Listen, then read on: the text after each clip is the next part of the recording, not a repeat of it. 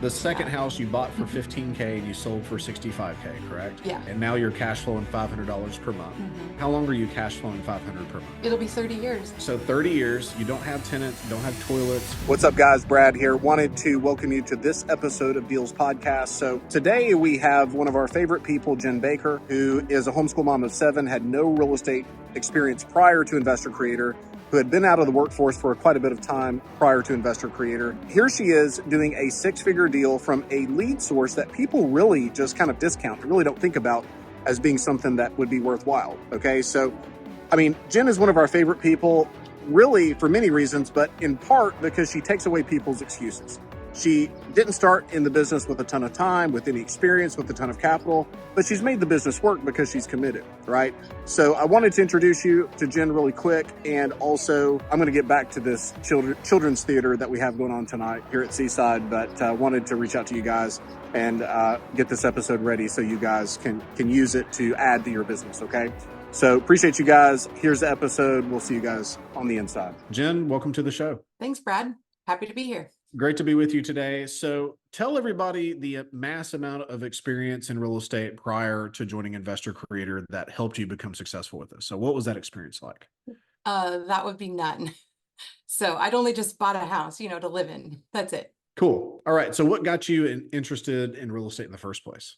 Well, really, a friend of mine was in this group and was telling me what she was doing, and I just couldn't believe my ears.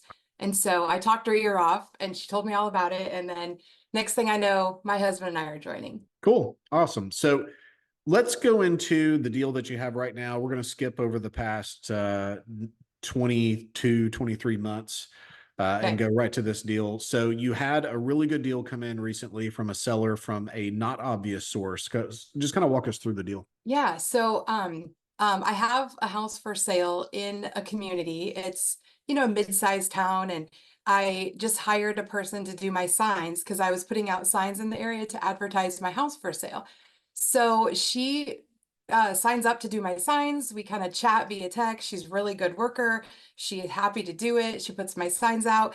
And then she says, now, wait, like, what exactly do you do? And I said, well, I'm selling this house. And she goes, right, but I mean, like, how did you get this house? I said, oh, I buy houses. And we just kind of explained what I do. And she said, oh, okay, well, do you buy houses in other states?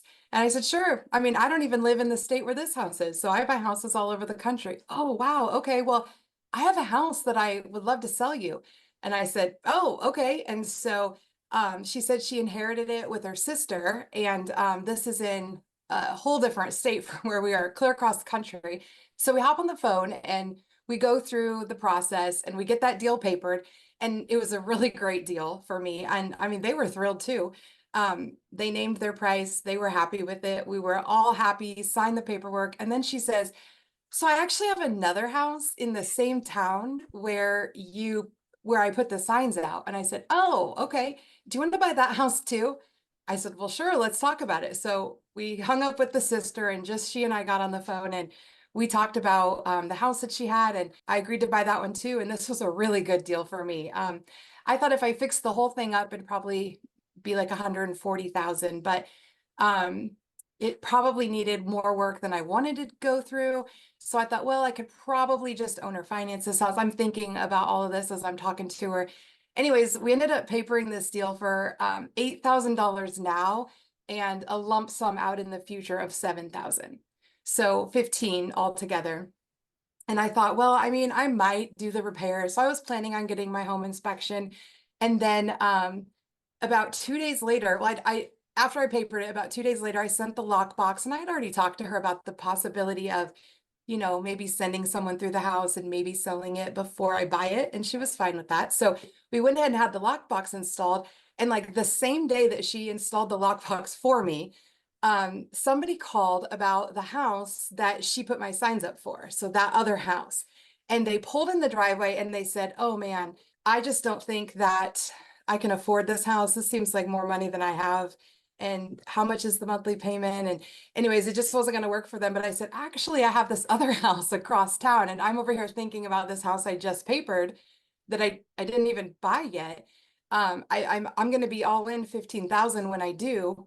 But I thought, well, gosh, maybe they would like that house. So I sent them over there. It's a huge fixer-upper. I thought, well, there's probably no way. Anyways, the guy gets to the house immediately. They go right over there. They look at the house, they love it, and they're like, we want the house. And I'm over here like, okay, I don't even know what I'm gonna sell it for. Like, I just papered it. And so I said, I just picked this house up. I'm gonna need a minute. Let me just call you tomorrow. No, I don't want you to sell it to anyone else. Like, I want the house. So super motivated by her.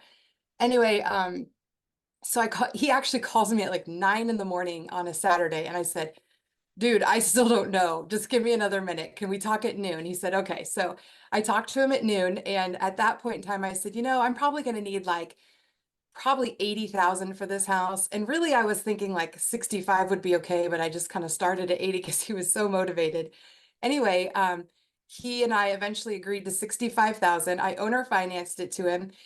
He put a little bit down. We worked it out so that the monthly payments were just what he wanted. And instead of me buying it, well, I actually did buy it, but I sold it, technically papered it with him. Then I went back to her. She and I bought the house. I turned around 30 minutes later, sold it to this guy. And so without even, I mean, we used his money to pay for her, money that I needed to go out of pocket. Anyways, in the end, I'm cash flowing $500 a month on this. And I think it's 52,000 in equity I have altogether on this house. So That's and I amazing. papered another deal out of it too. So that was the second house, correct? Yeah, so I papered too, but this was the second house that I was able to sell already. So Cool. All right. So second house from this lady. This is just somebody putting out signs, and a conversation struck up like, hey, Jen, you yeah, buy houses? I got 2 houses to sell. So the second yeah, house you bought for 15K and you sold for 65K, correct? yeah, yeah. Okay. And now you're cash flowing $500 per month. hmm Okay. And so how long are you cash flowing 500 per month? It'll be 30 years or until they refinance me. Okay, perfect. So 30 years. And so you don't have tenants, you don't have toilets, you just have a note. And so you're the Mhm. bank on this deal. And so with this deal, and how much net cash did you have in this deal total? Um, let's see. I guess it's 6,000. Well, Okay. because I made some money from the other guy, so 6,000. Okay. So hmm about 6K. So basically hmm you bought a $50,000 note for 6 grand. And so hmm your cash on that $6,000 is 100% because you have $500 per month coming in. So you have $6,000 per year in interest coming in on a $6,000 investment. Yep. Pretty cool. That is pretty Yes. cool. Okay, Well, cool. and you know what's interesting about that? After I sold that house, like, I don't know, an hour later, everything was inked on it. So this lady calls me and said, okay, now that you've actually really bought one of my houses and I trust you, I want to buy the house that I put the signs out for. And I was like, wait, yeah, I want to buy that house from you. Can we figure out how to make that work? Since you owe me $7,000 next year, because that's when I put the lump sum out, could we Yeah. just use that as part of my down payment? And when you buy the inherited house in a couple of months, I'll use the money you owe me for that as my down payment. So we're actually in talks to figure out how we could maybe make this work, where she could rent it from me until we close on the second house and see if we can use that for a credit of her down payment. So So she sold you 2 houses and she's buying one. we're in talks. It's not papered yet, but we're working it out. We won't jinx it. Oh, no problem. All right, cool. So really, really good on the second deal. Tell me about the numbers on the first house. So that one you have not sold yet, correct? Yeah, I haven't even bought it yet. And so we're still working through some possible probate issues there. But yeah, so I'm buying it for 10,000 now and then 30,000 in 6 months. Okay, So cool. that, I would have loved to have had that on payments or further out, but at least I don't have to get a loan for the full 40,000. So I'm thankful for that. And my exit on that is to owner finance it, hopefully to an investor, because it's a duplex. And the after repair value on that is 210. Duplex just sold a couple months ago, right in the neighborhood for 210, which mine is bigger than that, but the condition might have been a little bit better. So we'll What do you see. think the repairs would be to get to 210? I don't have enough due diligence to know yet, but based on photos and what they've told me, and there's 2 sides, I'm thinking maybe 30, maybe 40 at the most. Okay, cool. But I'm So not really wanting to do any of that, actually. I was just gonna yeah, no sell doubt. it. But if you did, then you would be paying Yeah, 70 to $80,000 for a $210,000 give or take asset, something like that. yeah, Yeah, yeah, that's still pretty darn good. So at pretty the darn end of the good. day on this, you've got roughly, if you wanted it to be 120K or so equity on house number one, and then you've got about 50K equity on the note that you created on house number two. Is that Mhm. pretty first not? So 170K by just saying what you do to someone, like, hey, Mhm. I buy houses, and then they're like, hey, I've got some houses. So that's pretty Yeah. cool. Yeah, and I always try to think about every connection I make in life as an opportunity to get to know someone and be relational because you just never know how connections like that work out. And this is a perfect example of that. No doubt. So, yeah, Absolutely. And it's crazy to me, even still, like what can be accomplished in this business. Like 3 years ago, would you have ever thought that this would be what you're doing? no, no, not at all. I thought of one more detail on this deal, though. She also sent me a lead on another house last week that I papered. Okay, I this is forgot to getting tell out of you that. control. This is getting out of control. All right. Yeah, We're going to have so to do another episode on the fourth house involved in this situation yeah, because we so bought two, we're she selling one, and now we're buying another as a referral. This is well, sick. I This told her, is I said, if you beyond. bring me more houses, I'll pay you a referral fee. So she's super motivated and she knows some people in town. And so I did paper another one. So we'll see where that goes. We're in due diligence on that one. So, but yeah, I, never dreamed that this could be what I would be doing. I think based on how things are going, Jen, we can get at least another 3 or 4 houses out of this. Let's Yeah, just I keep hope working so. this system. Yeah, this is good.